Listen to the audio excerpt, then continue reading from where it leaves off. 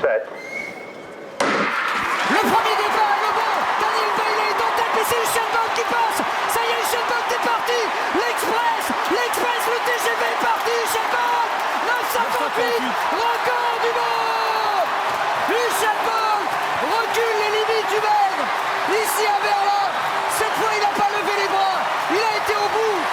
Et cette fois, la classe encore une fois a parlé. Usain Bolt sous les 9,60.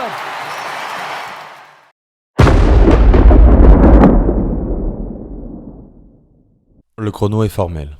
9,58. Meilleure performance jamais enregistrée. Bolt est survolté, poursuit sa course en tour d'honneur dans le stade.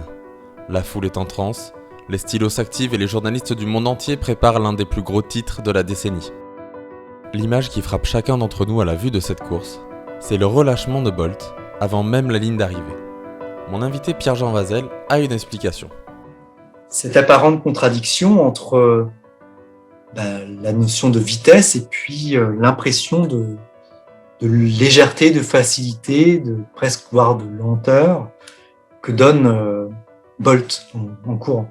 On associerait plus le sprint à une contraction musculaire et une explosion qui est contradictoire avec cette apparente facilité sur le visage et cette relaxation qui pourtant est nécessaire justement à cette explosion musculaire puisque l'intensité de la contraction musculaire dépend du relâchement musculaire. C'est-à-dire que un muscle sera d'autant plus fort et explosif qu'il ne sera relâché au préalable. Donc, il y a une dialectique qui existe, qui se mesure. Les meilleurs sprinteurs sont ceux qui utilisent le moins de muscles en termes de pourcentage de temps sur un cycle de foulée, mais qui ont ce peu de muscles, en fait, travaillent plus que pour les sprinteurs moins rapides. En plus d'un temps donné, ce sprint représente aussi la vitesse maximale jamais enregistrée. 44 km/h, 72. Cette vitesse a été enregistrée entre les 60 et les 80 mètres de la course. À titre d'exemple, 45 km/h, c'est la même vitesse qu'un loup ou qu'un rhinocéros. De même, il est difficile de se représenter la vitesse car c'est un concept immatériel. Toutefois, Pierre-Jean nous propose une comparaison bien concrète. Quand on dit aux néophytes que les foulées de Bolt font 2,70 m, donc si on fait des marquages au sol, oui, en un pas, il couvre tout ça. Là, on se rend compte. Ah oui, c'est quand même balèze.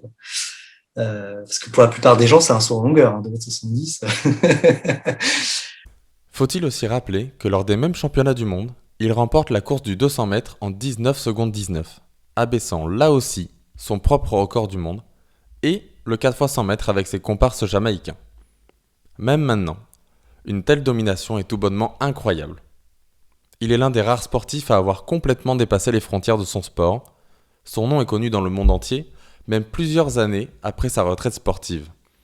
Il rejoint le rang des légendes de l'athlétisme, qui parcourront les âges et les siècles, avec Jesse Owens, Carl Lewis, Sergei Bubka ou encore Javier Sotomayor.